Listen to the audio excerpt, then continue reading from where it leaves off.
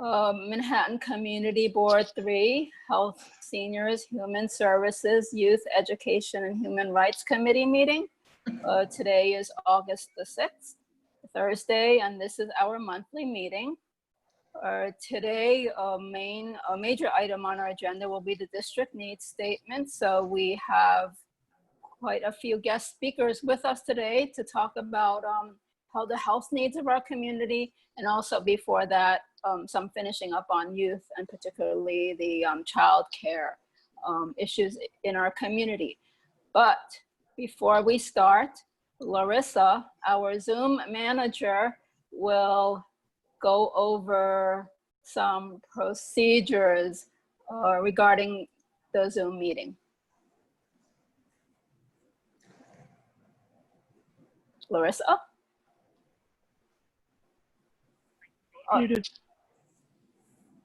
There, sorry, I had to unmute myself. Okay, hi, welcome everyone, and thank you for attending. I have a few guidelines for the meeting tonight.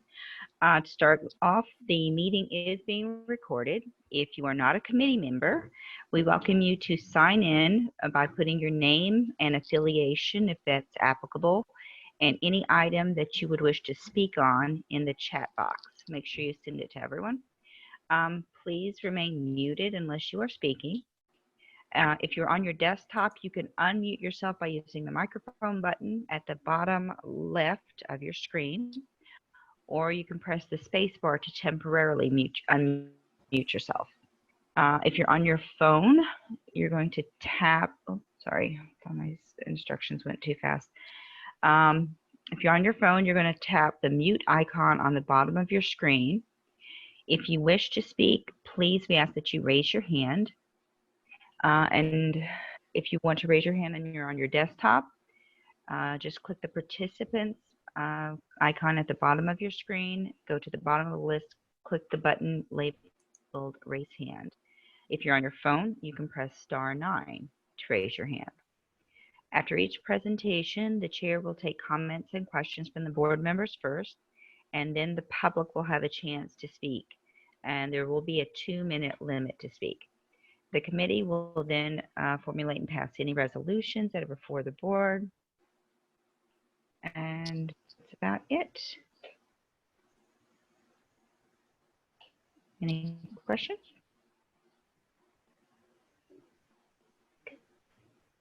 Okay, very good. Thank you, Larissa. Okay, so before we start that, we will take a moment to vote on the first agenda item, which is to vote on the minutes of the previous meeting. Thomas? Yeah, Thomas is going to take the roll call for the minutes. He's not here anymore.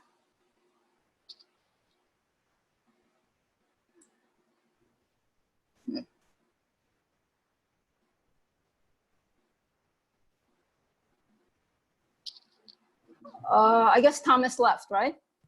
He was here. Oh, Larissa, do you see him? Oh, there's a Jude.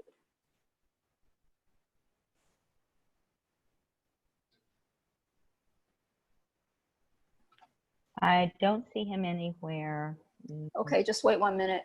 We will take the minutes. Let me just get out the thing.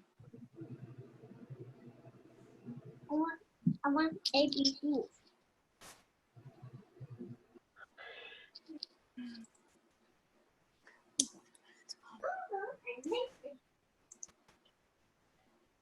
Okay, very good. Okay, so this is the vote on the vote on the last on the minutes. Okay. Okay, May Lee, yes. Deborah Glass. No, she's absent. Larissa. Yes. David Crane. Yes. Eric Diaz. Yes. Shirley Fennessy. Oh, she's late. Tatiana Jorio. Okay, Paul Rangel. I know he's going to be absent. Heidi Schmidt. Yes. Okay. Ricky Wong. Yes. And Carmen Perez. Is she there? She might be late, she said, or not at all. Okay. May, I'm having connectivity issues. This is the third day of a blackout that I'm having in the Bronx. It's also affecting my my phone service, but I would like to put a yes if you can put me in for that. Okay. Are you? I was knocked off the former meeting. I just logged in through another device. Are you Jude? No, I'm sorry. This is Thomas. I don't know. There's a Jude. There's a Jude. Is that Yeah, you? can you that's rename my yourself? son from his piano Yeah. lesson. So sorry. Okay. Sorry And about that. And Thomas, would you mind renaming yourself? Yes, let me try to do that on my mobile. Sorry If about not, that. I'll rename you. Okay. Thank you, Thomas. Got it. So sorry. I was wondering, like, why is May not speaking to me? Here we go. Okay. So Thomas, are you able to take the minutes or here to take the minutes? I want to try my best, but it keeps coming in and out. Okay. If someone can help out with that, it'd be appreciated, because I don't want to mess up, what we need to do. All right. Hey, Larissa, could you help out?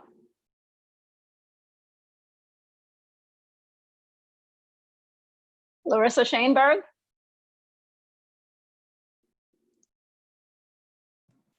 She said Yes, yes. I can help out. Okay, very good. All right, so we are going to, okay, very good. So we're going to start the meeting, the second agenda item, which is a district needs statement. I see we have most all of our speakers here today. It's going to be divided into two parts. The first part will be about education and I guess the child care issues. And that the speaker will be Alan Van Capel, and he's the CEO and president of the Educational Alliance. Then the second, and then we'll have questions and answers. And then the second part will be all about the health needs in our community. And today we have three speakers. So it's Perry Pong, who's the Chief Medical Officer of the Charles B. Wang Community Health Center. There's Les Chong, who's a physician at Gouverneur Hospital. And then we have two people from Betances Health Center. So that is Daniel Ramirez and Julia Chin. Oh, Tian. Okay, thank you. So we'll start off first with Alan. He'll give his presentation, and then we'll have discussion and questions and answers on what he is talking about. Alan? Hi, thank you. And it's nice to see so many of you here, and thank you, May, for inviting me to come and speak. I'm actually coming and speaking from one of our early childhood classrooms in our district today. Educational Alliance is one of the longest early childhood providers in our neighborhood. We're one of the first to offer kindergarten in the city of New York.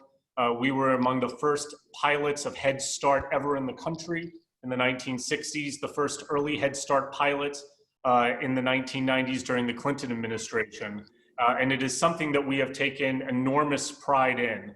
We offer our early childhood sites across our community, both in community-based sites and also at Educational Alliance's flagship building, the Manny Cantor Center at 197 East Broadway. Over the last several years, we have noticed specific changes to run programs, to run Head Start programs in the community-based sites. And that has led us, as many of you know, to make the decision back in the spring to close our community-based Head Start program sites. Those community-based sites serve 212 kids. And I can run through with you how we are working to place all of those kids in programs. But I want to talk just briefly about our decision-making going into it, because I think each one of them are sort of systemic issues that many of our community-based organizations are dealing with, and they may have to think through very similar decision points as we thought about earlier this year. The first reason, the first big issue that that led to us making this decision was the fact that early childhood has just changed in New York. I've been at Education Alliance for 6.5 years. The city was never a direct competitor to Head Start, community-based organization programs. And what we notice now is that there is an abundance of these seats in our district, which is why so many of our programs have under-enrollment, including Educational Alliance at the community-based sites. But the three specific issues are, one are about facilities. We operate our community-based sites in NYCHA buildings and in New York City public schools. In New York City public schools are no longer going to allow new Head Start programs to start operating. PS 188, we struck a deal with PS 188 and the principal Swanee Ramos in this past year to open up several classrooms at PS 188 on Houston and FDR Drive. And the city said, we're no longer allowing people to open up new classrooms in public schools. And we said, why? And they said, because you are now a direct competitor to the city's Head Start program. And as we expand our Head Start footprint, we're going to use those spaces in public schools. So we're going to put out a competitive RFP in order for community-based programs to get into those sites. And by the way, we're never putting out a competitive RFP. And so you're not going back into those schools. You cannot go into a new school. So that makes it very hard for programs like ours to expand when we operate in NYCHA buildings and we can't get NYCHA to basically fix the sites that we're currently operating in. And I know that this is a problem that many community-based organizations are facing, but I just want to give you a window of what that means for us. We operate a program at 18 Avenue D and 34 Avenue D. We love Avenue D. We love the people who live there. We are the organization that built a brand new community center for recovery and wellness on Avenue D in the last several years at the height of the opioid epidemic. We run a food pantry out of that program. We run a high school for kids who've been kicked out of school out of that program. We run parenting classes out of that program, veterans classes. We love Avenue D. We operate more programs in after school for more than 2,000 kids living in that neighborhood. But we also love our Head Start programs. But at Lillian-Wald specifically, we have dealt with mosquito infestations, which have rendered us to close the sites until they're repaired by NYCHA. Rodents, an abundance, right? Cockroaches, rats' nests, needles that we have all tried to fix, and we've done it at our own expense. But mostly sewage and raw sewage dripping from the ceilings into the classrooms. And the Alliance, even though it's not legal to do it, has made repairs in NYCHA facilities, even though we have to legally wait for NYCHA to do it. And we have spent thousands and thousands and thousands of our own dollars on exterminators, repairs, to try to get that site to look wonderful. But we can't keep it that way if water keeps running down on us. And we can't move out of that site into a new site, into a public school, if the city doesn't allow us to go into public schools without an RFP process now. So the facilities is becoming a large issue for us, or became a very large and substantial issue for us. The second issue is that fewer people today are qualifying for Head Start programming. Head Start has a $24,000 a year threshold in order to make it for a family, in order to make it into Head Start. We did the right thing in New York. We increased the minimum wage to $15 an hour, but what that did was it knocked people above the Head Start threshold of $24,000 a year. So there are families that are still working poor who should be in the Head Start program, but they make more than the $24,000 that would qualify for them to enter into that program. The other issue in regard to that is that we're allowed to accept 10% of our students above the economic threshold, but we fill those seats up in a second. And really what we need is advocacy on the federal level to increase the Head Start income eligibility, right, to $30,000 or $35,000 for families who still need it in New York and should qualify. That'll get people in there. The second, another issue that we're having is around pay parity. It is becoming increasingly difficult to find early childhood teachers and supervisors as the city gets into that space.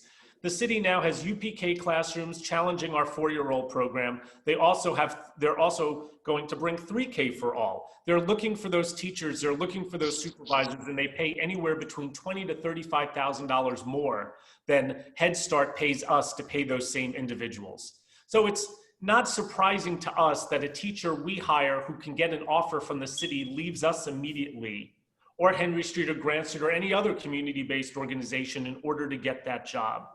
So for us, the confluence of poor facilities and space, and by the way, when we operate in the public schools, they give us the worst possible classrooms in their schools, right? And it's not entirely clear in a time of COVID whether or not those schools are going to reclaim those classrooms as they seek more space to operate.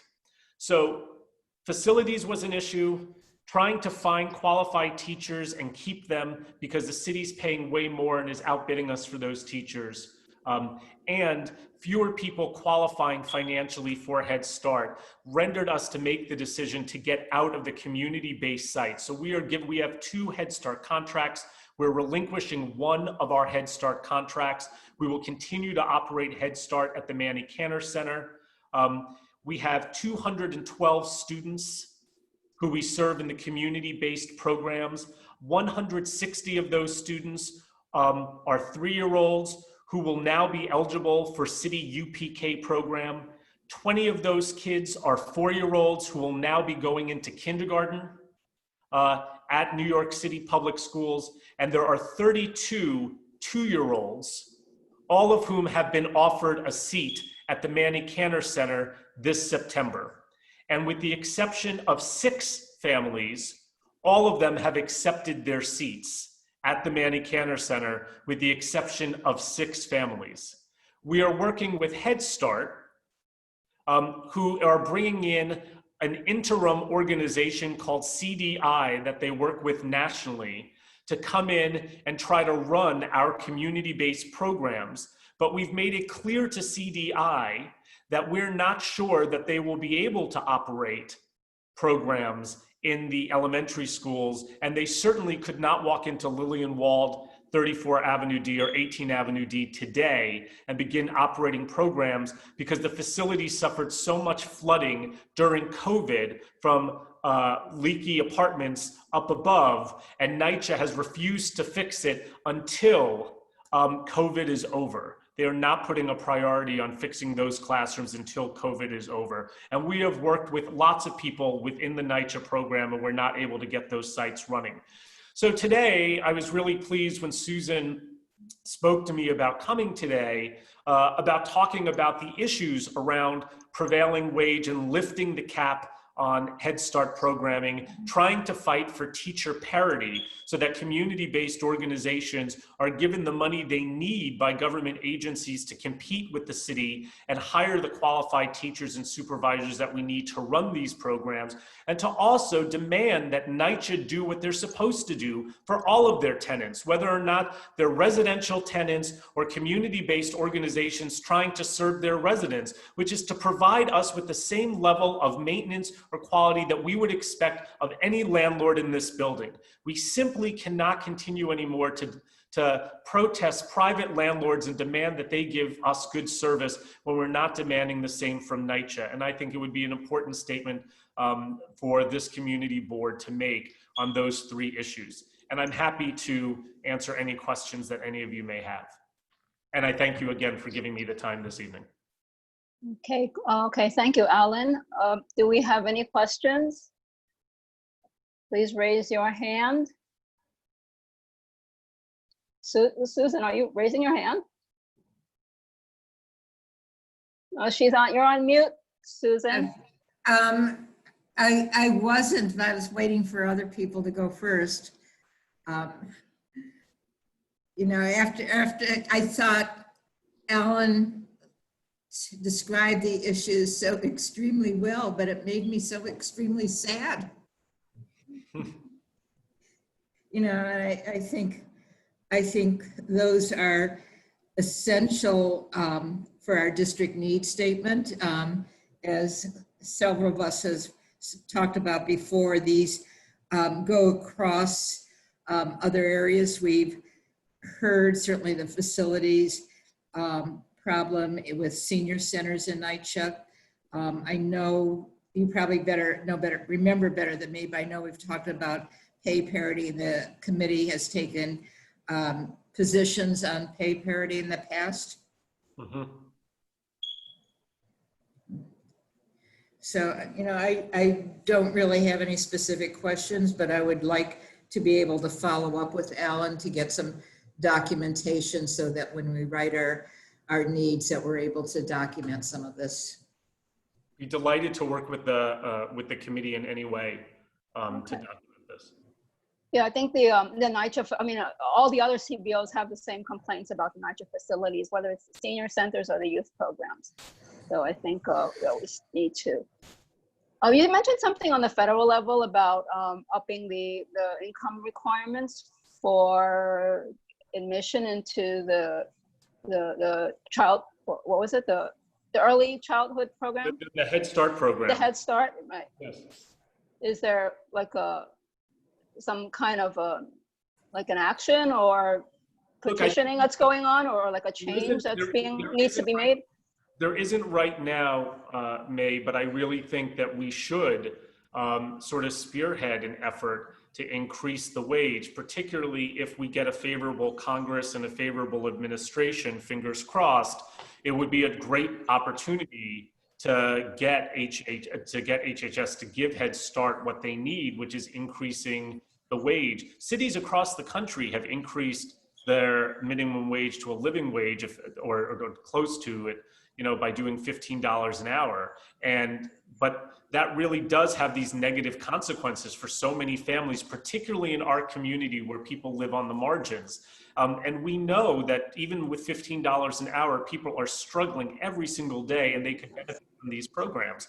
So if we raise that to $35,000 a year, that at least would make a lot of families eligible for our programs, and maybe we wouldn't be suffering under enrollment for years, which is what we've been suffering. Okay. So it looks like for now we'll follow up with the NYCHA facilities. And one more thing, is there a loss of child? I mean, there's always, it seems like a lot of shuffling around in terms of the child care seats. So is there a loss, or is it the same amount, or is it just being shuffled around? Yeah, it's a great question, and there is not, and our community will not lose those seats that we're relinquishing. Head Start will put out for bid to another community-based organization those 212 seats, so those seats will stay in our neighborhood. But I just want us to think about, I try to shop those seats and contracts around to other community-based organizations, and for the same reason why we're getting out of those programs, other organizations didn't want to take it on.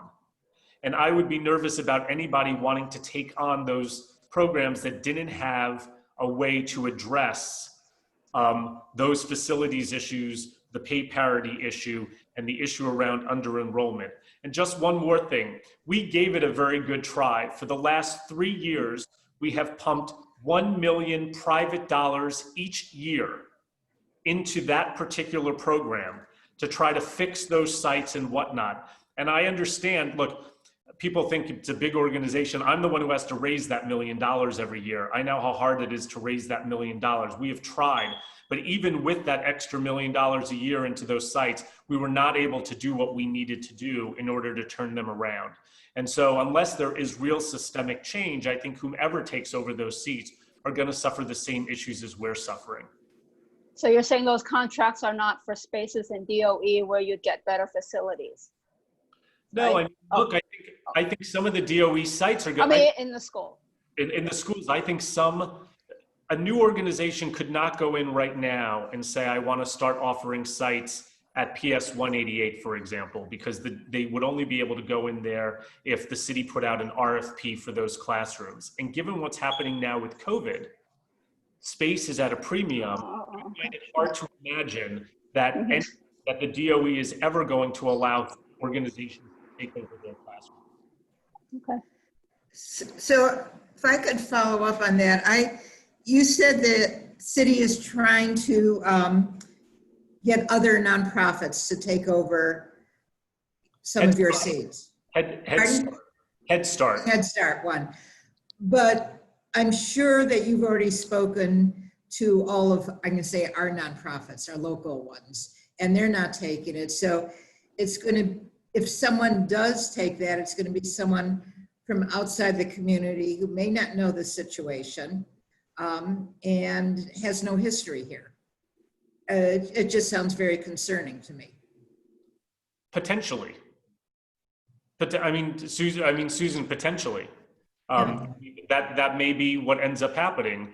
But again, it's hard for me to imagine where they'll be able to offer those sites. They can't go into Lillian Wald right now, and they're going to face the same facilities issues that we have, and they couldn't go into the public schools. So the question then becomes, maybe they operate in a public site. When we were trying to solve the facilities issue in January before COVID, which still wouldn't have ameliorated the under-enrollment because of income eligibility or disparity, I went with Cushman and Wakefield and walked our district twice trying to identify potential commercial space for us to be offering those programs, and it didn't exist. I wonder if that's going to be different now because there's going to be so many more empty spaces. Potentially. Okay, so we need to follow up. Thank Any you. any other questions? Seeing none, we can move on to the next item on health. So thank you, Alan. Thank you so much. Thank you. You're welcome. You're free to go. You're welcome to stay. But you know, No, thank you. I'm with my kids. Thank you. Okay. All right. Thank you. Bye. Okay, wonderful. So our next section is about health needs. We have 3 speakers. Well, 3 groups: Gouverneur, Charles B. Wang Community Health Center, and Betances Health Clinic. So the 3 of you will speak one right after the other, for about 10 minutes each. And then after all that, we will take questions and answers and discussion about what you've talked about. Do we have a volunteer who would like to go first? I'm going to call on you if you don't. I'll be happy to go first if nobody else wants to. Okay. Julia, you have a slideshow, right? Yes. You want to show us? Okay. So Julia and Danny are with the Betances Health Center. Do you have my slides or? Yeah, we have your slides. Did you want to show them yourself? I think, Larissa, you gave her a co-host privilege, right? Yeah. Oh, let's see. I'm not sure how to do that. Yeah, you have co-host privileges if you want to share your screen, or I can share my screen. Sounds like she prefers. It sounds like she prefers. I can put it up. Okay, so let me make sure. I'm going to share my screen. Just let me know, Julie, if this is the correct one. There were 2 slideshows, and I just want to make sure I'm sharing the right one. Bear with me just for a moment. And I just wanted to start by thanking Eric and May for inviting us to this meeting. And I am joined here, as May mentioned, with one of my leadership staff, Danny Ramirez. So thank you again for having us to this important district needs statement. Great. Okay, so is this the correct presentation, Julia? Yes, it is. Okay, great. Okay. Oh, okay. Sorry. Screen share has stopped. Yeah, one is a My PDF screen and the share other one has is stopped. a PowerPoint. It's whatever you like to show, Larissa. Sorry, my screen share stopped. Let's see if we can get it back up. Okay. Nope. Something wrong there. Something's wrong. There you go. I'm getting it. Okay. All right, good. You have to make it big though. Yeah, I gotta go to the slide view. Hold on a second. There you go. Okay, good. Got it? Okay. Great. Thank you so much. Sure. Just let me know when to switch to the next slide. All right. So just going to the next slide, we've basically just wanted to share a little about who Betanzas is. And Betanzas Health Center was named after Ramon Emeterio Betanzas. Next slide. He was actually a physician in Puerto Rico and was really dubbed the George Washington of Puerto Rico because his mission was to help liberate the island under the Spanish rule. And our founders of Betanzas Health Center, Paul Ramos, thought that Dr. Betanzas exemplified the values of our health center. Next slide. So Betanzas' mission is to provide affordable, comprehensive, and culturally responsive community health care to all the residents of the Lower East Side and our recently established Bushwick, Brooklyn Health Center. So our values really is that healthcare is a human right, and people have that right, and in addition should be empowered to direct their own care. Next slide. We are happy to say that we are celebrating our 50th anniversary this year, 2020.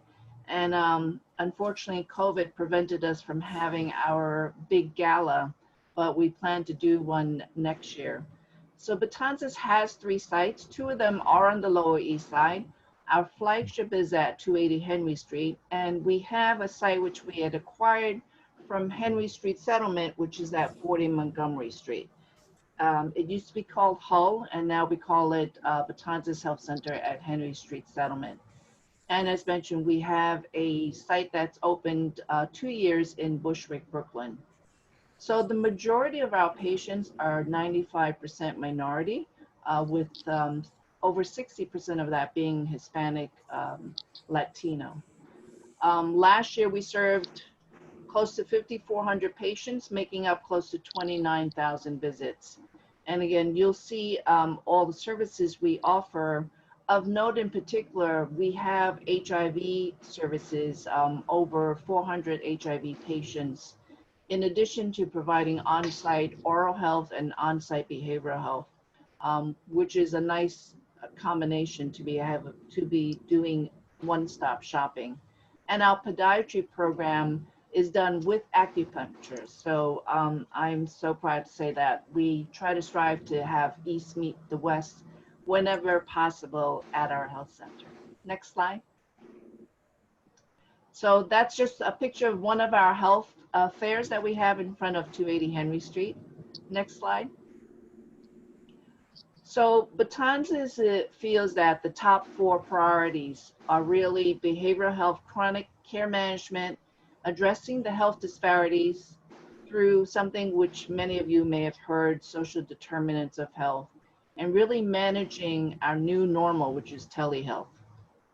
So next slide. Behavioral health, and I know this has been something that has been espoused in your district needs statement.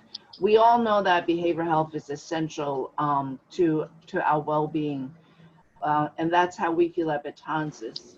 A good portion of hospitalizations and readmits are due to behavioral health conditions.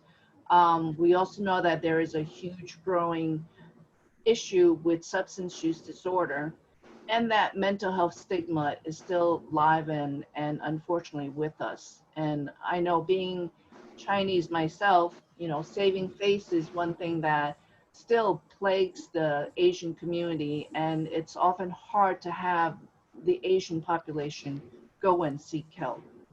Next slide. So we have a commitment to behavioral health, and we see behavioral health as not that something is wrong with you, but that it's part of your overall care. So COVID-19 pandemic has added undue stress, fear, and anxiety, even for the average normal person. So the Center for CDC has mentioned people who are at the highest risk for severe illness from COVID are the elderly people and those with underlying medical conditions. Next slide. So what we have found often is with the children and teens, the healthcare providers and first responders, as we have, and many of our patients present with existing mental health problems. And as Alan had mentioned earlier, we have many patients who live in the NYCHA buildings and are part of the North environment. And those socially isolated patients are the ones who are at the most risk. And of course, people of color. Many of our racial and ethnic groups that the Tanza serves are the ones that have high risk and have mental health problems. Next slide. So what do we think that needs to get done? We must collectively engage and educate. Can you go back to the earlier one? Yes, that one, thank you. So we really have to do a better job at educating and raising awareness that mental health is also just part of our total well-being. So at Tanzas, you know, when we schedule someone for a physical, that physical includes a mental health assessment. So what do we do as well? We screen specifically for depression, for substance use and alcohol abuse. We provide the short-term counseling and referral for specialized treatment. And what COVID pandemic has done for us was to have the ability to do telehealth services, both telephonic and telehealth, which would include the video visits. Next slide. So the number 2 priority that we feel is care coordination and management. So the majority of our population have multiple chronicities, and the top number 1 illness, which you have identified as well, is diabetes with particularly high blood pressure. I would say 80% of our diabetics also have high blood pressure, and that's only one of a multitude of chronicities. Those chronic conditions place patients at significantly higher risk of death and other functional declines.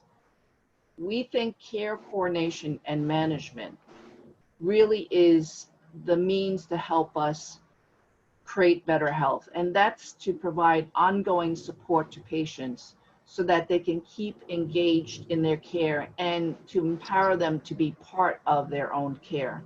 So that means having care coordinators, patient navigators, social workers, help them with scheduling their appointments, identifying all the services and screenings that they need. And that includes cancer screenings, you know, routine blood work for chronic disease management, and providing an annual dental and behavioral health checkup. Next slide.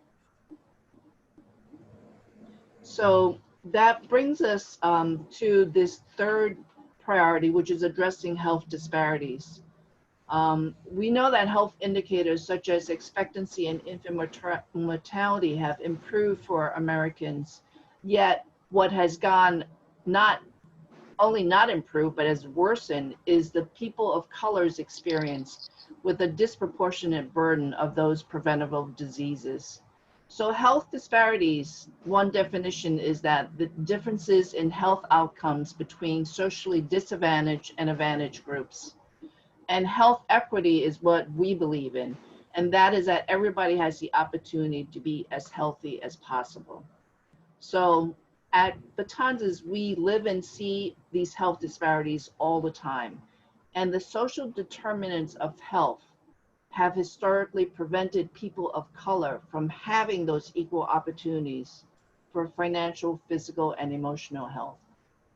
And COVID-19 brought this so much more to the forefront, because what we have found is that the majority of those who are getting COVID-19 are the Black, the Indigenous, the Latino, and other people of color. Next slide. So what we think is needed, we need to advance health equity. We need the communities and all the CBOs and all of us to work together across the sectors. We have to seek sustainable money to promote these community programs. and to address the social determinants of health. These are all things such as housing, transportation, language barriers that are impacting people's ability to get health care. And the one big thing is educate, educate, and educate. I always say what you don't know, you don't know. And many of our residents and many of our patients really don't understand health disparities. They don't understand the importance of screenings and just having preventative care. So we have to help our community members to raise this awareness. And we have to continue to engage our constituents and those that are in power, the policymakers and the large charities and foundations, and the media to listen more and come into our trenches and to really see what's going on.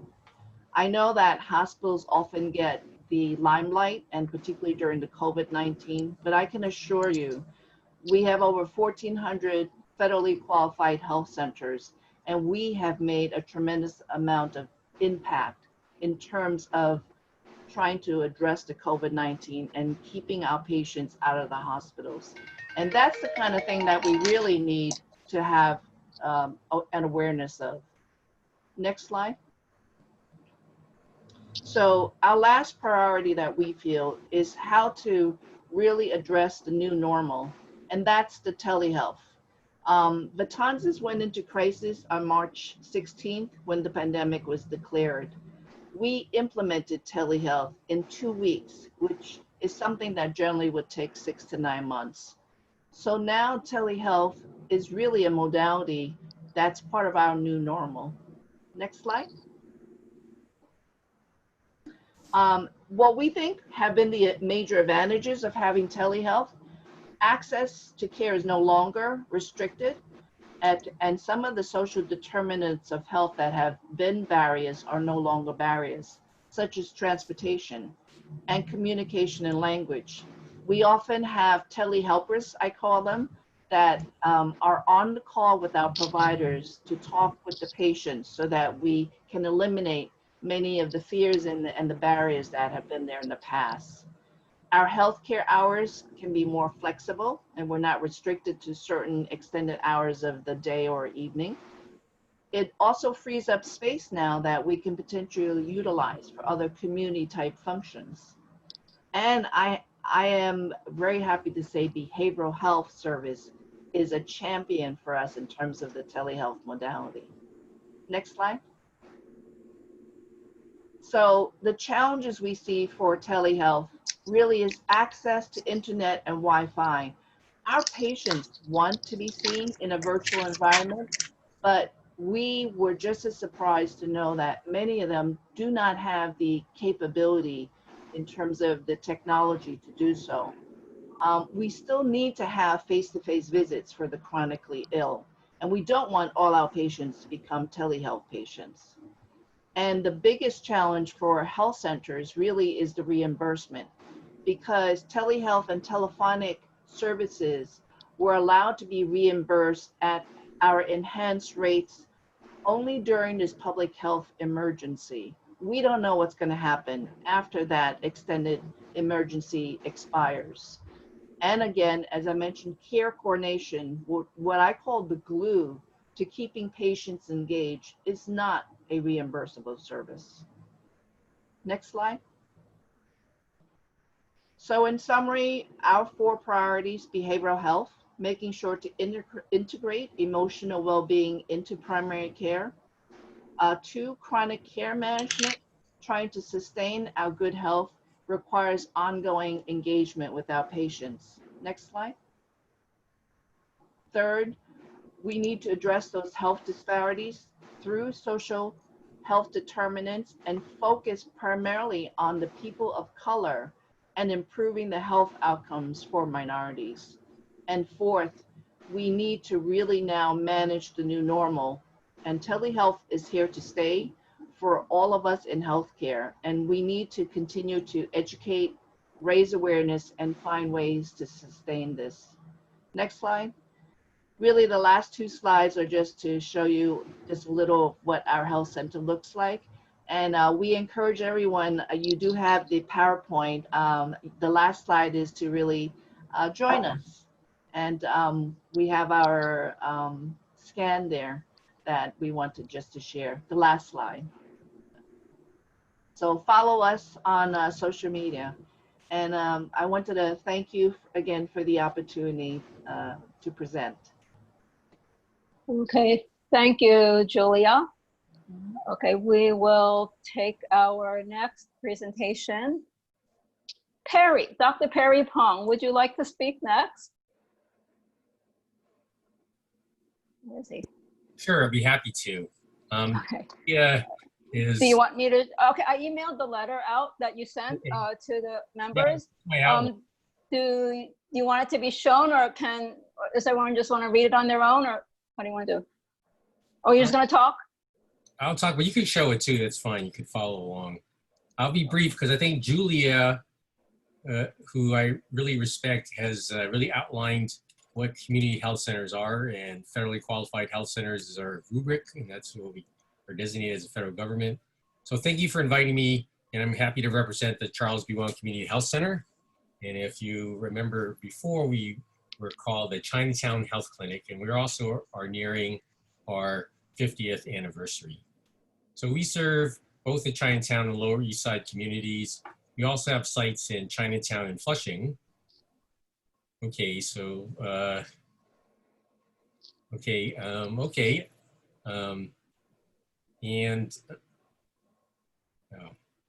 you make that bigger? if it's the whole screen, then I need it bigger.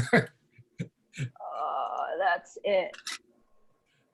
Wow, okay. Or can I get out of whole screen? Oh, you're having problems? Okay, I don't have to share this. You can just talk. Okay, maybe then we can go back to it, yeah.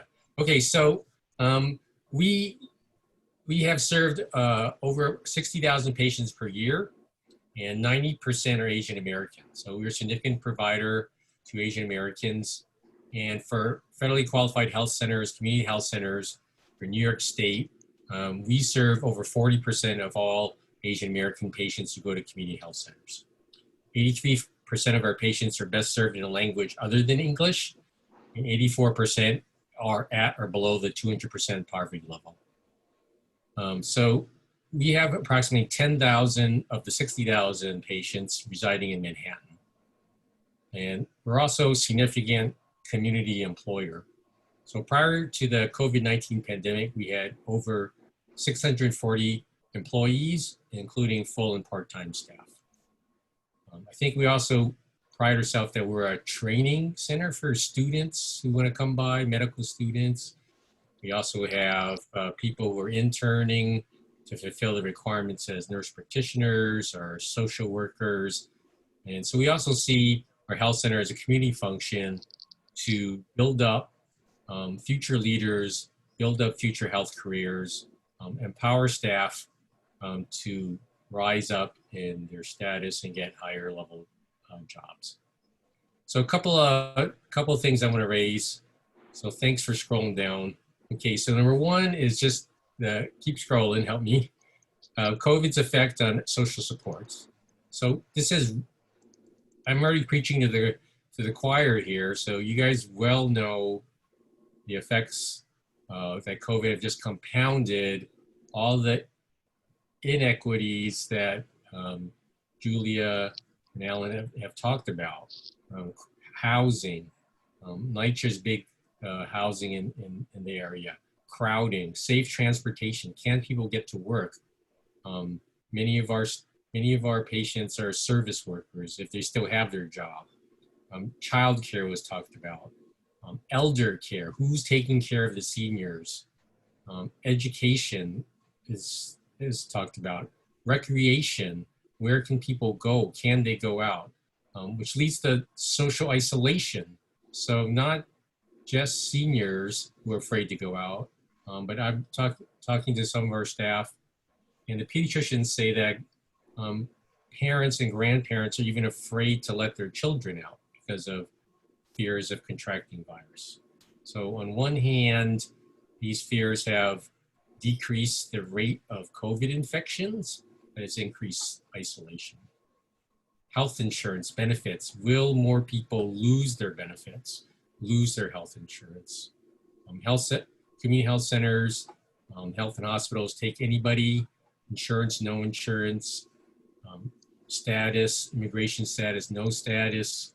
You know, we don't ask and we don't tell, and we take anybody. We are part of the safety net. All those things are going to have detrimental effects on the community and our residents. I'll throw in some things about pediatricians because Les is also an internist, internal medicine as I am. And what our pediatricians are saying are that, you know, they're seeing that children are being left behind because of this. Socially, educationally, emotional development. You know, parents may be there, may not be there. They're having a hard time as well. They're under stress. Are they employed? Are they at risk of losing employment? So at early ages, are the kids getting what they need? Are they getting into Head Start? Is childcare open? Is pre-K going to be open? This is really compounded for our patients who have special needs, such as autism, as key services have been disrupted. So we have a developmental pediatrician at our site. She sees many patients who need extra services, and they know that these services are much harder to develop or to deliver via telehealth. Children cannot engage as well. So that's going to be very difficult going forward. All additional resources that are needed for special populations are at risk, and you know, they need it even more at this time. So that leads to number 2, mental health, which Julie also mentioned. You know, everyone's gonna need increased mental health services in the coming year to cope with all the stresses and disruption. As the COVID-19 crisis continues, these stresses will only magnify and get larger. And even as the economy recovers or fails to recover for the community and for the patients at highest risk, it's going to get even worse. Mental health providers are already in short supply. We're grateful for the settlement houses, the community health centers for health and hospitals, but that's not even enough. That's not even enough in normal times. So how is it going to be enough in times like this? So, you know, a plea to continue support, you know, from the city level, the state level, the federal level, for all our service agencies, health centers, settlement houses, everyone's who's providing services. You know, you don't have to be in direct health to provide services. All those services affect people's health. So education, housing, that's all what Julia talks about, social determinants of health. Next, maintaining community institutions. So everyone's going to have needs. You know, I'm selfish. As a health center, we have needs too. We are too large to get paycheck protection money. We've had to furlough over 200 of our own staff. And these are people who are not the high-priced people. These are people who, you know, need to feed their families as well. So we have been in the red for the last 6 months, but it's at a significant pace. We're not able to sustain those losses. We did get some money from the federal government, but we did do our own fundraiser, but there's significant losses that we cannot sustain. I'm sure every institution is facing that. And, you know, our communities, Lower East Side needs these safety net institutions, health, education, arts, everything, because that's life of the community. Last, a plea to maintain the programs that existed prior to COVID. For example, I'll give you some from our own health center. We have a smoking cessation program. Males have the highest rate of smoking in the city. The city council has funded some of these services before. We have a family planning program since Title 10. I won't use these choice words, but it no longer exists in New York State. Now New York State has stepped in to provide funds for those services, but in the state budget, how can they sustain that? What will happen? New York State also supplies money for cancer screening programs. for patients who do not have insurance, so they can get free screenings such as mammograms, pap smears, colonoscopies, stool tests for blood, preventive services. So that's another lobby to maintain those services, to maintain people's health. It's hard enough as it is already.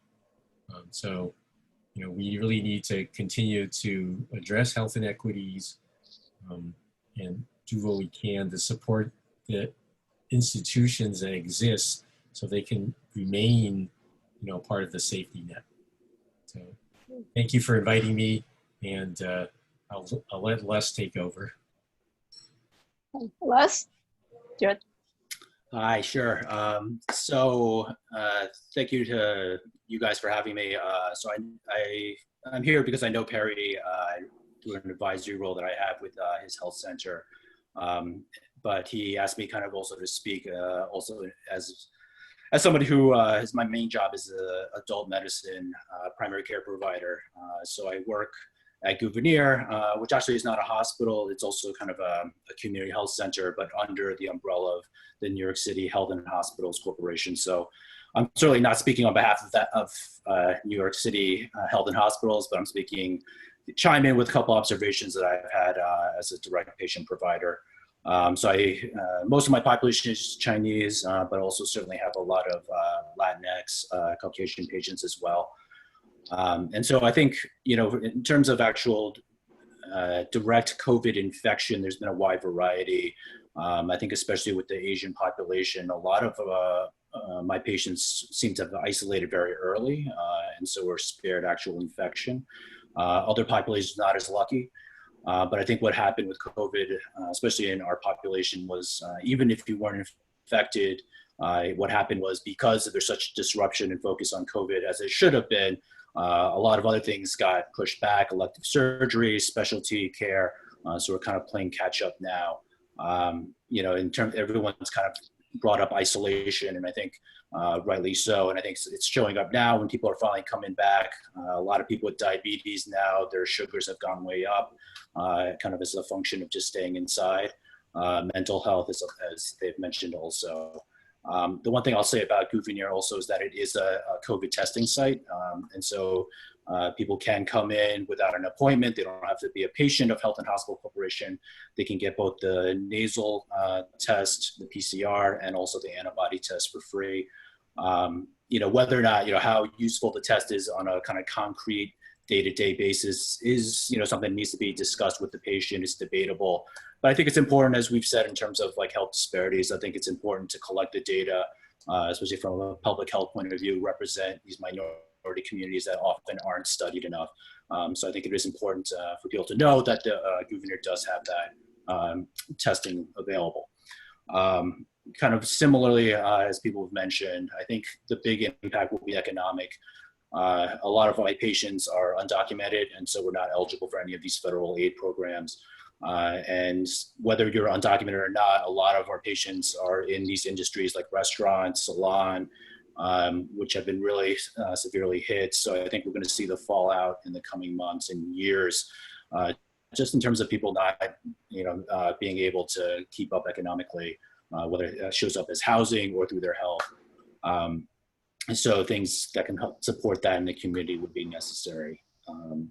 So I think, you know, Julie and Perry did a great job. I think the one other thing I was thinking, like looking ahead, is, you know, if and hopefully when a vaccine is available, you know, I think it's important to think ahead about how we can, you know, disseminate that and get people to get the vaccine. You know, I'm assuming that it will be done in due diligence in terms of safety, because just from experience, right, every year we have a flu shot, and every year there's a pretty sizable percent of people who resist, who don't want the flu shot for various reasons, a lot of which are, you know, are not valid. And so looking ahead, if there's this vaccine that comes out, you know, how can we effectively, you know, hopefully, right, if we want to kind of close these disparities, if we have a vaccine that's available, we do want to try to get it out to the community involved.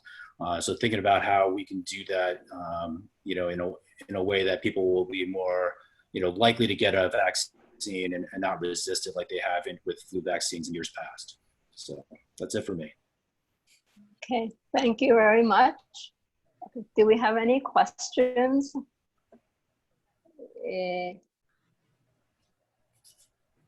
Oh, okay, there was Susan and Larissa. You go first, Larissa. Okay, this question is for Julie. Julie, have you had any issues with reimbursement and reimbursement rates for the telehealth visits, knowing that most of your patients are probably Medicaid and undocumented aliens? Well, we clearly do not get reimbursed for the immigrants who are undocumented, but telehealth, telephonic visits, the ones that are only telephone, you know, and Danny has joined me here as well, can chime in. We still struggle with that. Now, Medicare has clearly given a little more reimbursement for telephonic visits, but we are not getting what we feel should be gotten for that. And again, because many of our patients and our constituents don't have access to be able to have video, visual kind of conferences. So that's penalizing patients who actually, you know, really could benefit from it and don't. So Do you have, is it the rate of reimbursement for the Medicaid or versus the rate of reimbursement for Medicare? Is that one of the reasons that you're having issues with the collection? Medicare does not pay at the same rates as the Medicaid. I know our primary state association, Chicanis, fought very hard with the New York State Department of Health to allow federally qualified health centers, and Perry knows this very well as well, to actually get reimbursed at the enhanced rates we were getting for visits face-to-face. If we did not have that, we would be in a much more dire, similar boat as even Charles B. Wang, because we would have gotten basically 10 cents on the dollar in terms of reimbursement. But at least Medicaid allowed us to be able to get reimbursed at our current rates. It's Medicare that is really falling behind. And again, 20% of our patients are elderly, and many of our patients are in the North complex and in NYCHA buildings, you know, as Perry also has, and I'm sure Lee experienced in Gouverneur as well. So Perry, did you want to say something about that? So there's a big disparity between video and phone visit reimbursement. So we try to do video with everybody, but as Julia and Les will know, the elderly have particularly hard time trying to do it, and they just often cannot unless there's a child or a caretaker there with them, because they just aren't of that generation. So that is very difficult, as that's less reimbursement. And if you're a therapist at the current time, if you do a phone visit, that's not reimbursed at all. It has to be a video visit. So the mental health that's delivered by our therapists, you know, if it's not a video, we still do it, but we're not going to get we're not really getting reimbursed for those. I just want to get higher reimbursements for the video than the phone, is what you're saying. Yeah. Yes. Okay. Yes. Yeah. Okay. And I know at Betances, as I mentioned, we literally had to just jumpstart our telehealth program. Danny was instrumental, and Danny can share some of what we had to go through to get our telehealth program up and running. Yeah, no, it was clearly a team effort and really unprecedented from equipment to training staff, as well as training patients. And even to this day, we have special teams that communicate with patients and help them on a day-to-day basis, kind of hold their hands. But you know, as Julia and both Perry were saying, you know, a lot of our experience has been with the elderly and some of the other individuals within the community. They don't have access to internet. They don't have resources. They don't have unlimited phones. They have limited data plans, you name it. You know, we've even handheld patients to create an email with them and just share with them what is the internet. You know, we went that far. And sometimes the path of least resistance is the phone, as well as training some of our staff who may not be as comfortable with technology. Also, the path of least resistance is also phone. So you were battling both worlds, but always trying to deliver the needs of the patient and take care of it to the best of our ability. Okay, great. Susan? Yeah, I'd like to first ask about substance abuse. Since we're seeing so much substance abuse on the street now, are you finding an increase in your patients with substance abuse? And also, are some of them, or were they in programs that are now closed, which means they're basically on the street during the day?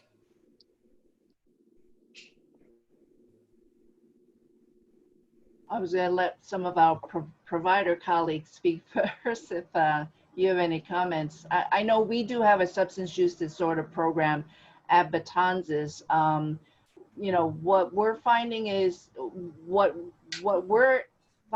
that the substance abuse is not just heroin.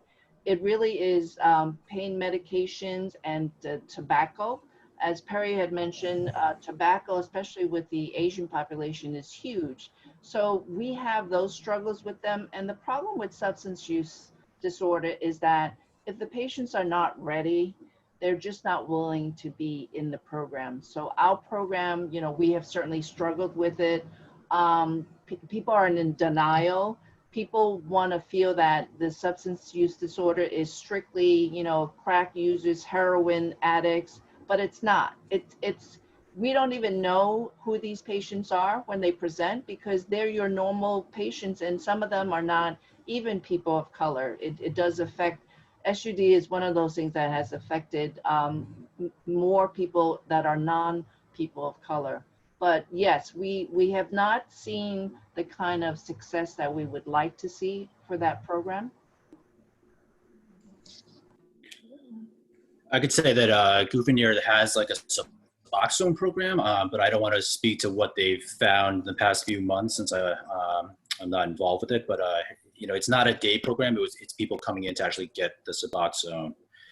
So you know, it wouldn't be, you know, it would probably be more what they wouldn't. You know, they haven't been able to keep up with in person, you know, because we were forced to do telephone visits for so long anyway. So I would imagine there's been a lot of kind of drop off in terms of care. But I can, you know, I can ask more about with the people who run it. Thank you.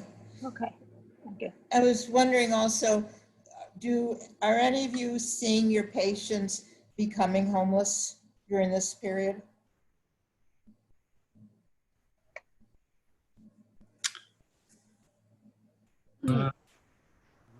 We have some homeless patients. We don't have a whole lot. I think along with the substance abuse, the marginalized communities, they just don't show up, you know, they're uncounted, you know, so that's a tragedy, right? If they're not coming in or they don't get services or they're uncounted or, you know, we are around the corner from the alcohol mission, right, on Lafayette Street. So, you know, if they don't come in or if they don't come in for services, it's hard to give them the services. So I think the Lower East Side Service Center is one of their bigger services that cater for substance use, and I would hope they're doing all right. Okay. Thank you. Any other questions? How about some of the other committee members who haven't talked? Ricky? I have my hand up. Oh, I didn't see it. Sorry, David. Yeah. Okay. So about Suboxone. So people understand that this is it's a medical treatment just to reduce cravings for opioids. I heard you say that there was I'm sure that there is a challenge for it, but I believe that the state modified the regulations as this started. The federal people did it. Anyway, so that it could be done for telehealth, but I'm sure that it's still a challenge for people who were on treatment to you know, continue through telehealth. Anyway, I don't know if you could expand on what troubles that you actually encountered your client.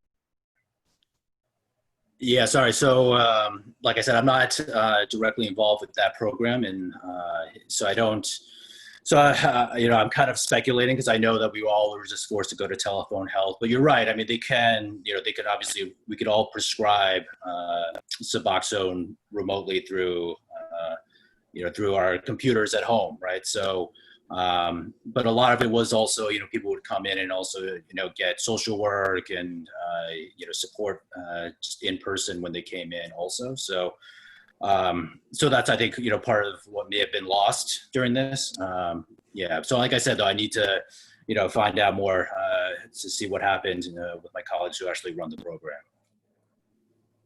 And I think our providers at Betances would be the first to say there is nothing like a face-to-face visit, particularly when you're dealing with substance use disorder issues, because that social support, and as Les said, it's critical to get that, what I had termed the care coordination and case management. That's what they need. They can't do it alone. And especially many of them are involuntary, maybe they're forced to be in the program, but they cannot do it alone. So to have that support system, you can't do it as well as you can in a group environment and with people who know how to maneuver the system. It's also when they're, many of the substance use patients know how to skin the cat, know how to work it so that they look like they're taking the drugs and they're really not taking the drugs. So being in the center really helps to support what we know they need.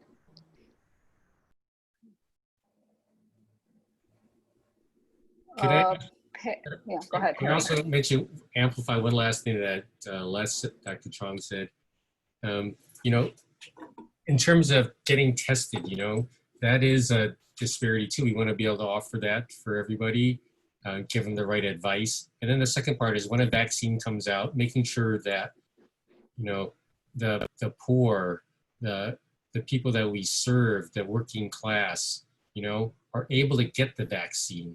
Not just the people who have, better insurance or have access. That will be critical part too, to make sure that gets distributed where it needs it. And, if you actually think about where it needs the most, it would be for the elderly and for the frontline service workers, which, a lot of the community are, so that is also an important thing to advocate for in the future too, to make sure that they're not left behind in these allocations. Okay.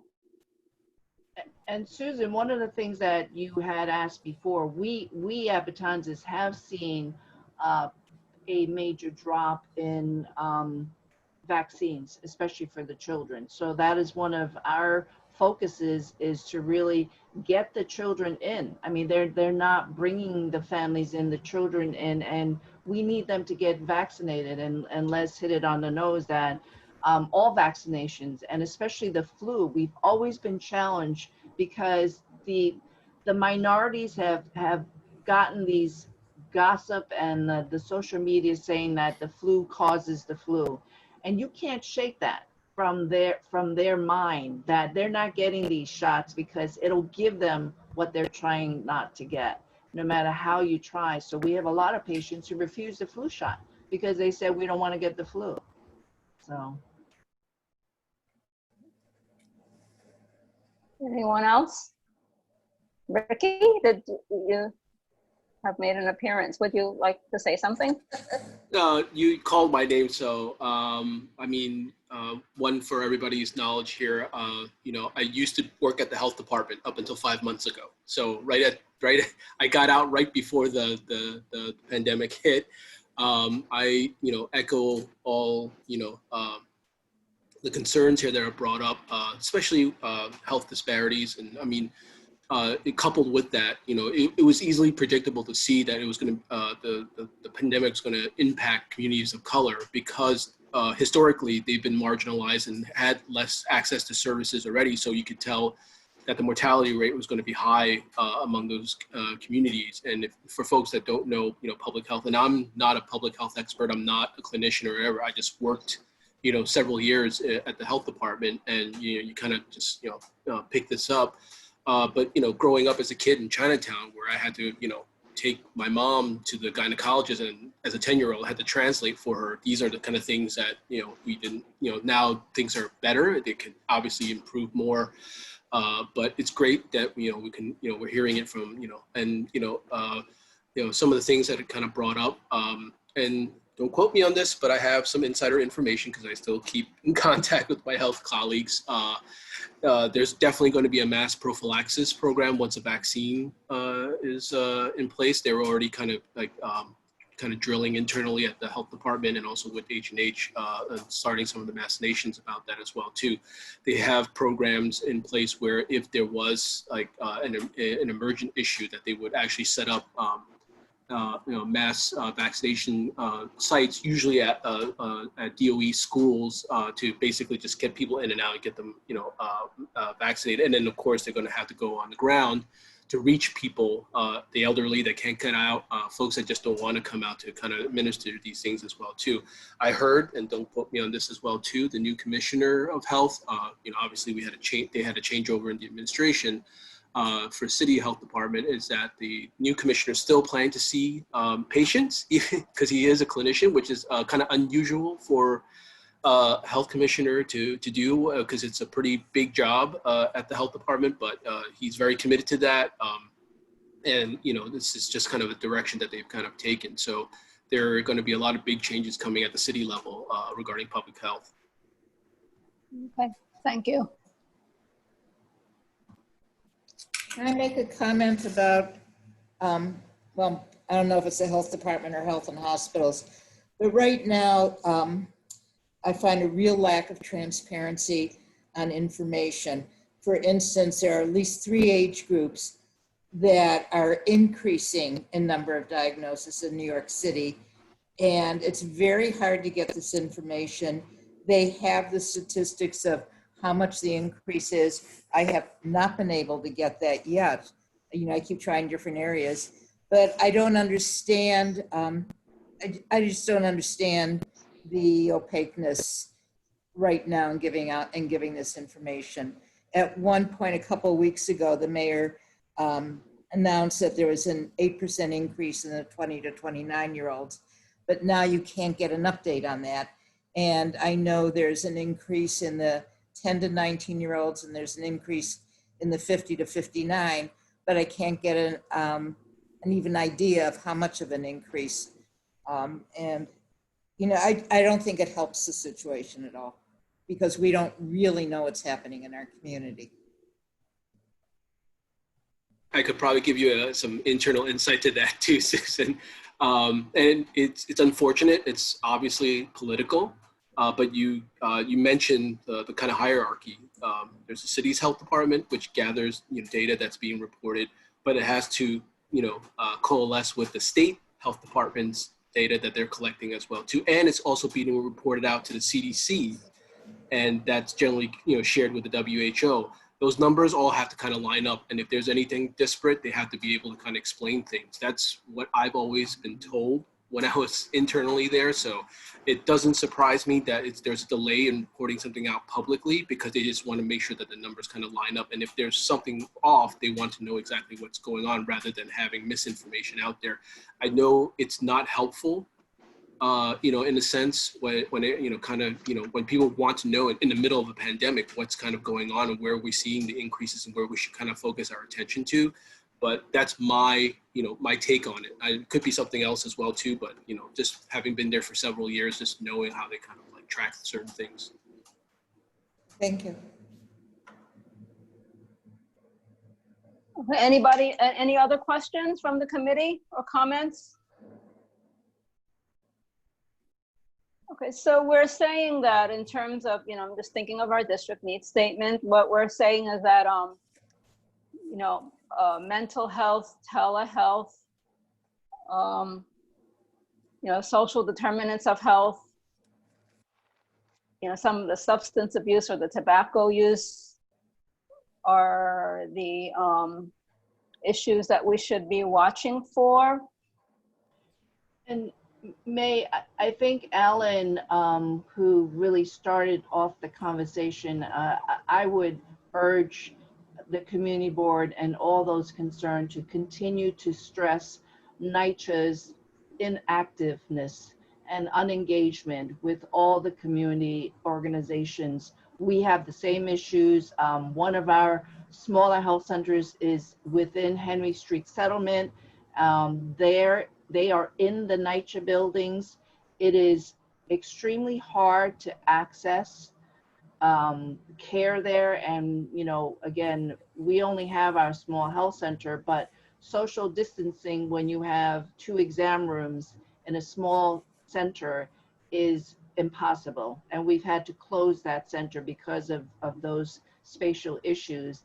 And we would need NYCHA to get involved to help with some of this. So it clearly impacted education, as Alan said, but also severely in healthcare. You know, we're surrounded by the NYCHA buildings, and those are North communities for us. So that is such a major problem for us. And Danny, I don't know if you wanted to add anything to that, but that would surely should be one of the top priorities as we see it. Yeah, no, I agree 100%. And one other thing I would just add, especially with being that there's a 2020, 2021 needs is, you know, the whole flu season's coming with COVID still around, and, you know, that also being very, very important in how we address that as a community together. I think all the presentations were amazing. They're so informative, but also so well organized. I think we can basically take the presentations and just have bullet points from them for the needs statement. Okay. All right. Okay then. Okay, great. Okay, so I think we are done with the presentations. We have a little bit more to talk about just ourselves in terms of district needs statement. To the speakers, if you wish to stay around for that, you can, but you're free to go. And if we have, I mean, you know, the materials you gave us were very good and it was very well organized. And if we have any additional questions, we can ask. And if you have any additional materials or information you want to give us, you know, feel free to send me and Susan an email. Okay? Thank you so very much for inviting us. Okay, thank you. Bye-bye. Thanks for giving us a chance. Thank you. Okay, thank you. All right. So we need to put insert some information. How should we do that? Does somebody take a stab? Yes, Susan? What's the best way?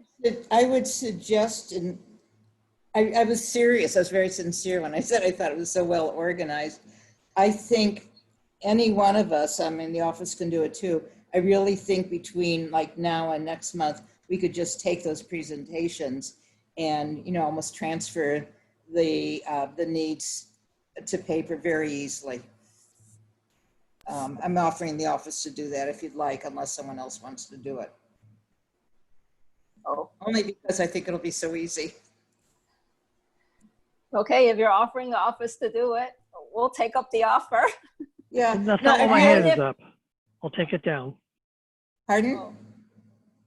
I had my hand up. I wasn't volunteering. Oh, no. I also want to say, I know May gave a lot of preparation to the presenters on what we're looking for. And I think these presentations showed how much it pays off to do that. Okay, great. Okay. Yeah, so we're supposed to have, we should have the final, so review the timeline. By the next meeting, we should be looking at the final thing. Right, because in October, we'll be working on priorities, which for this committee is always pretty intense. So we should finalize everything next month. I want to say I don't remember what I offered to do, but I did just start working on looking at the homeless section, and I started reaching out for statistics, for information from our outreach and from DHS. And maybe Heidi can help me figure out more of what we need. And I want to look at Coalition for the Homeless. So I will definitely have that something for the committee next month. Hey, Heidi, can you help her with that? Absolutely. Okay, we're putting you down for it. It's going to be in the minutes. Okay. Also, David has his hand up. Yes, David? Yeah, so one of those presentations kind of scared me when I got the strong sense that the community health centers are going to go under. I kind of feel like, although I don't know statistics about it, I kind of feel like that's the beginning of a descent into hell. I mean, I don't know if there's a source as to tell me how much of the population relies on it and what is likely to happen if we rip healthcare out from under that segment of the population. It's scary. You were talking about Charles B. Wang, Community Health Center? Yeah, when he said that, it was written up on the screen too. Yeah, it was Dr. Perry, I believe. Whoever was saying it, I was just suddenly like, oh my goodness, that would be really bad. And I have no doubt that things are getting that bad, and I'm just not aware of it. I didn't know they These weren't statements should eligible talk for. about this. Yeah, I think they're going to get money. I don't think they'll go under. I really don't. I think it'll be difficult, and I think they'll work under a lot of difficulties, but I can't imagine losing those. Yeah, I didn't know they weren't eligible for PPP, but they're too big. Oh, okay. Yeah. I mean, yeah, they're not. They have a site in Queens as well, and they are the major provider for the Asian population. I mean, everyone in Chinatown either goes to Gouverneur or Charles B. Wang. So, I do know. Or Bellevue. I do know on the telehealth. I know from in New York State, from my son being in this situation, where they're treating patients with telehealth, and in the insurance companies were saying, well, we'll pay you, but we have no idea what we're going to be paying you. So how do you even plan a payroll that way? There's all kinds of problems. This thing about it has to be video call to be covered. That's just horrible. Anyway, okay. I hope that the funding structures are not at risk, because there's a whole lot of funding that is at risk. I do know that the Human Service, I knew that this committee's budget priorities have got to be at the top this year. But we don't know. So one of the things we don't know, I was going to ask, but then I figured we could ask later, is there's federal money, state money, and city money. For the city money, I don't know, maybe Ricky might know. I don't know where that city money comes from, through what agency for these clinics. That's something we can always follow up with. I think most of the funding is state and federal. I don't know if there's any city funds that I'm aware of. I can check with somebody and I can circle back. I can ask.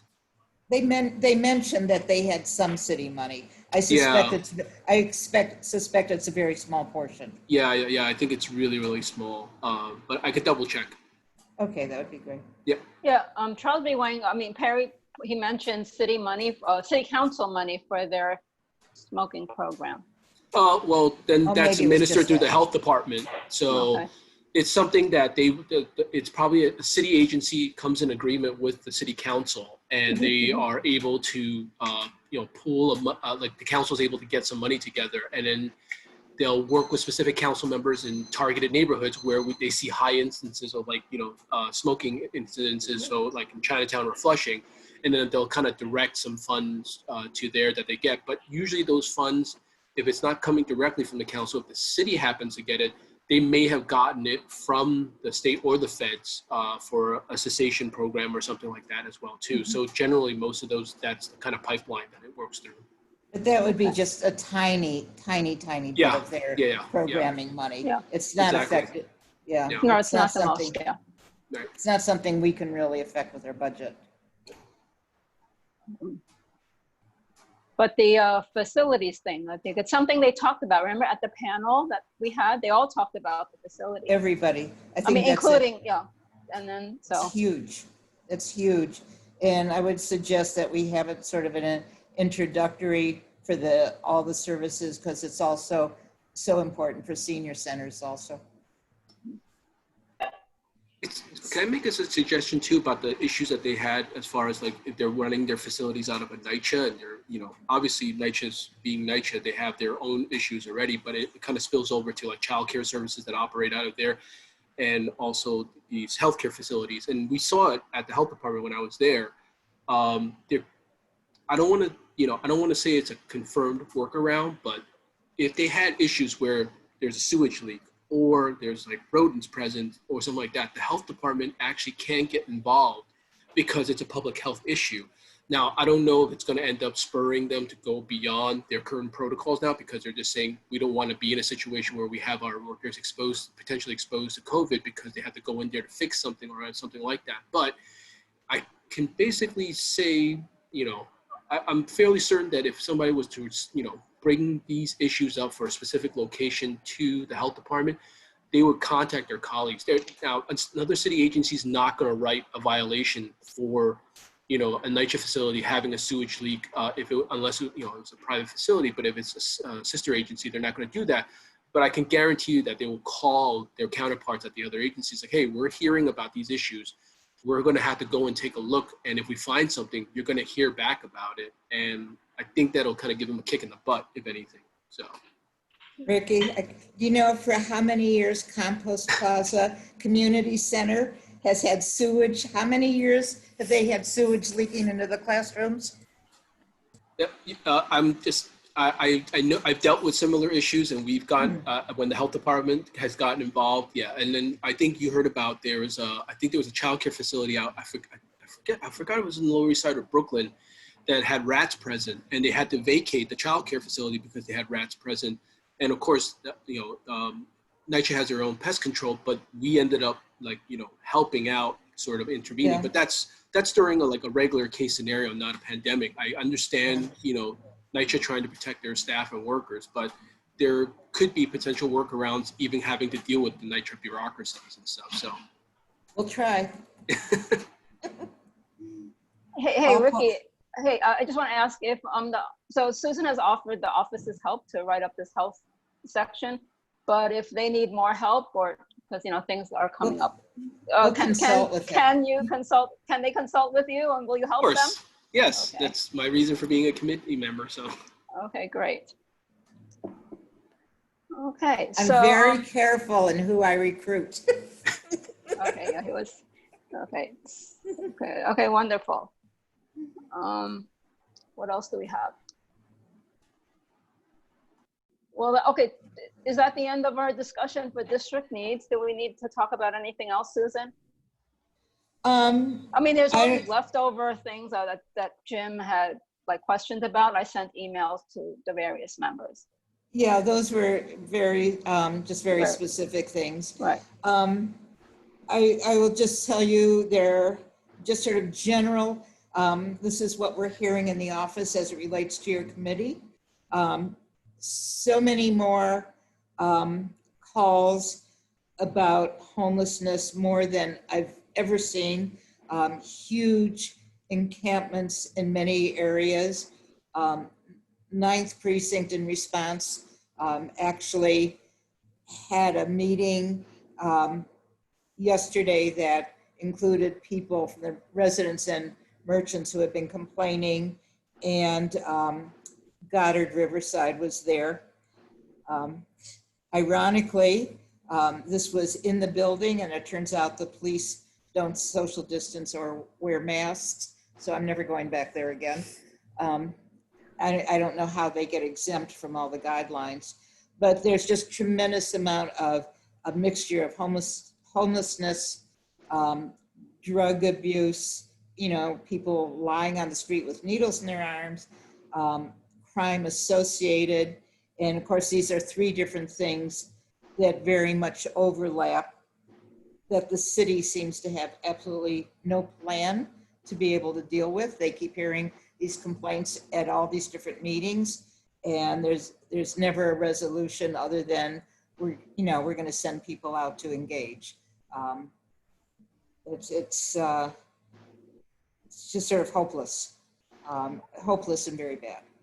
And then the people, there used to be all these, I mean, and then there were people who used to go to programs, right? But you say Right. the programs aren't running, so. Well, that's what I'm told. One of the They're not reasons. chronically street homeless, but they just don't have a program to go into anymore as well. Well, in you know, addition. this may not be homeless. It may be people who are doing drugs on the street. You know, those are people who might have been in programs during the day. That's why I asked whether people were becoming homeless, you know, with any of their patients, because I'm wondering if that is increasing, you know, as people are dealing with so many issues like rent and jobs and mental health issues. You know, I'm wondering if that's why, you know, contributing to the number of homeless. But like I say, you're looking at people on the street, but then you have to kind of go back and say, well, how many of them are sleeping there at night? But there are huge encampments. I know some of our members live near them. There's just absolutely, it's just huge. And also the subways are emptied at night. So you're seeing people on the street that used to be in the subways. No, right. So I know you were asking Leilani for some statistics. I did ask her for some, and I've asked Goddard for some.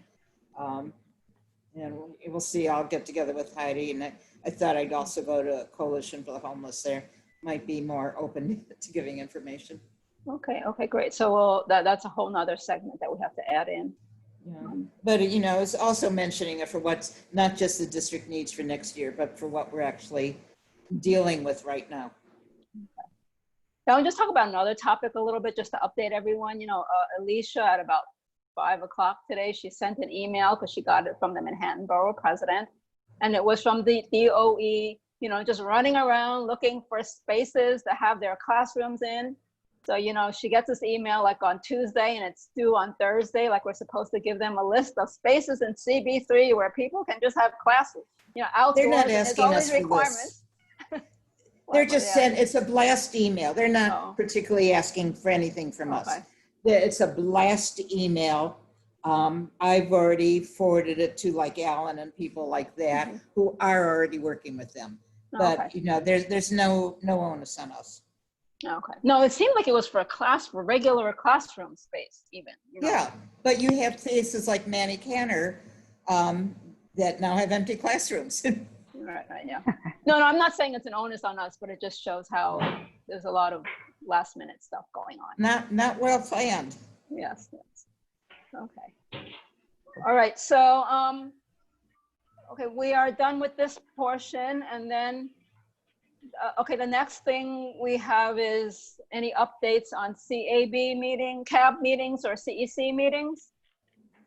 Has anyone ever been to gone to any of those meetings in the past month since the last meeting? Larissa? Any Gouverneur cabs? The Gouverneur cab did not meet this month. Okay. And I don't think there's any other member here. Okay. So we can have the, any new business, old business updates before we take the final vote.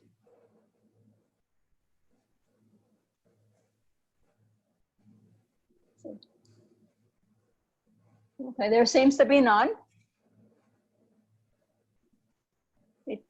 No. Oh, are you raising your hand, David? Okay. Okay, Thomas Rosa, would you like, so we're on the final vote to adjourn. Can you take the attendance?